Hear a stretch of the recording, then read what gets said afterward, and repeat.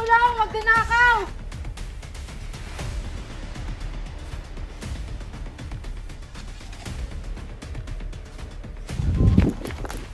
Magnanakaw! Sige, pwesto! Sige, subukan mo lumapit. Papatayin ko to. Maawa ka po sa akin, kuya. Huwag po. Tumigil ka. Papatayin kita. Sir, sabi na yan, sir. Baba mo yan, sir. Sir, sabi mo yan, sir. Sir, pag-usapan natin. Sir. Wala tayong dapat pag-usapan. Punta kasi niyo ako. Hindi papatayin ko to. Sir. Uy, tingnan mo. Ano nangyari doon? Alek, kawawang babae. Uy, Tawagan tulong, tawagan tulong. So, hello, sir. So, kailangan po namin ng backup dito, sir, sa barangay Santa Monica, Paharas. We need negotiator for the stage taking. Dito sila sa Hassan. Copy po. Morning, ma'am. Ano bang problema dito? Meron po dito tayong hostage taking na nagaganap po. Mayroon siyang mga patalim at mayroon siyang hostage taking na babae. Sige, ako na bahala. Sir, ano bang problema? Nandito po ako para tulungan ka, sir. Ano po ba ang pwede po nating pag-usapan, sir? Wala tayong dapat pang pag-usapan. Patakasin niyo ako. Hindi papatayin ko to.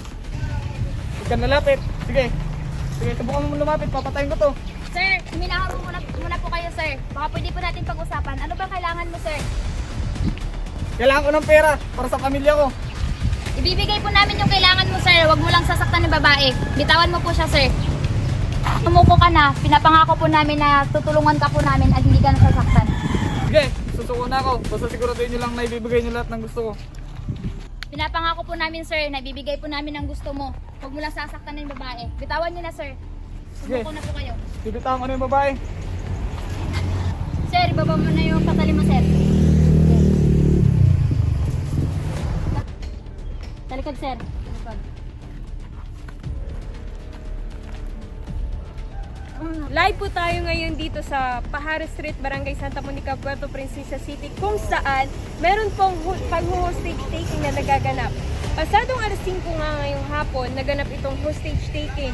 Ayon sa ating nakuhang impormasyon, naabutan raw itong suspect natin ng ating witness na pumasok sa isang kwarto ng boarding house.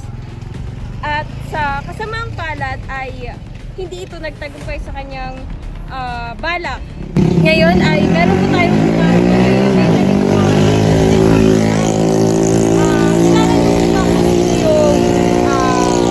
ang biktima? Hindi po eh.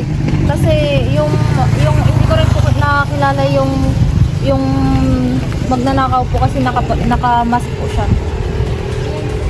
Ay, yung biktima po. Hindi rin po kasi ano po, sa labas na po yun sila nangyari, sa loob lang po yung ano po, pangyayari na nakita. Ano po ang parang para sa inyo, ano yung motibo ng suspect na?